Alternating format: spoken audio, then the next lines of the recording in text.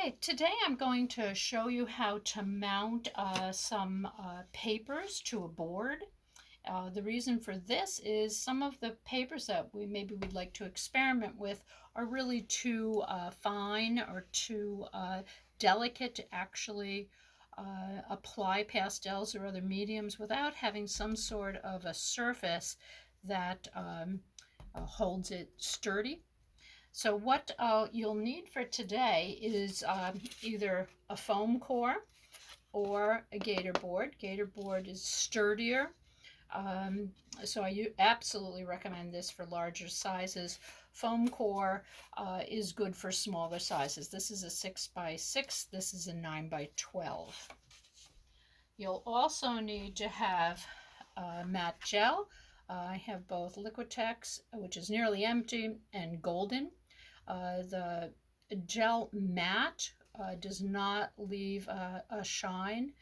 It's perfect for collages.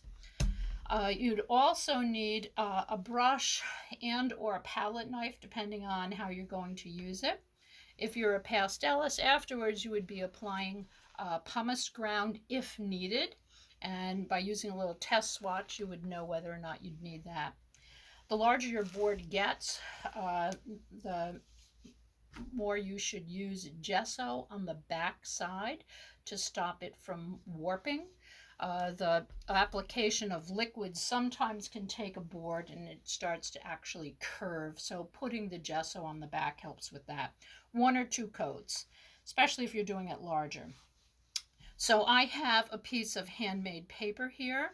I bought it many years ago when I was visiting my friend in Britain. I wish I'd bought more now. I've used a lot of it for collage underneath my pastels. It gives a lovely textural feeling. But today I'm just going to mount it one sheet. And when we're mounting it as one sheet, what you can do is you can leave a little bit around the edge so that when it's framed, the actual lovely texture of a ripped edge, because typically with handmade papers you don't cut them, you want to rip them. And the way you do that is taking a sheet of the paper, taking a hard edge, especially a ruler, excuse me, not especially, like a ruler or this is a yardstick, lying it down. You can do a little measuring. Sometimes you need to make a little cut mark right there, and then pulling and ripping all the way down. A lot of pressure is needed on this to keep the paper still as you rip. So I've pre-cut these. And the first thing we're going to do is start in with matte gel.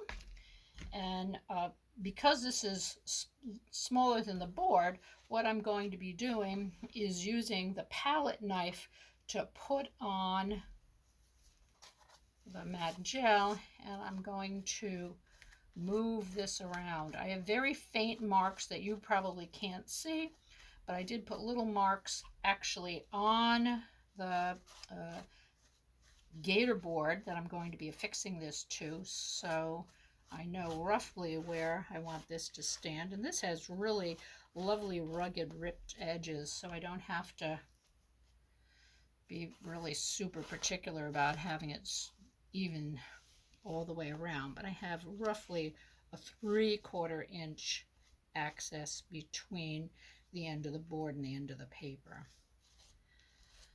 I like using the palette knife.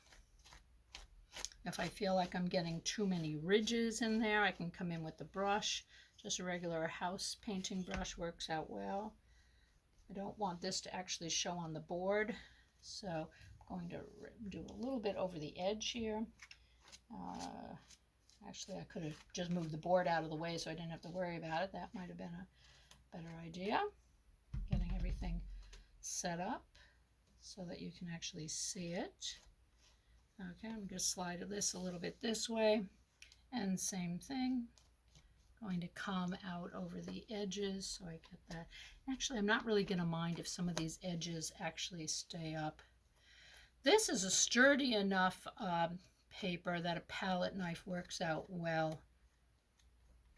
Okay, and nice even all the way around, looks good. you're not sure, you can always come back in with that brush. This paper is super, super thin. I'd be more likely to have to use a brush with this because it's so wispy. This one has a little bit more body to it. Okay, gonna get my marks. Going to lie it down.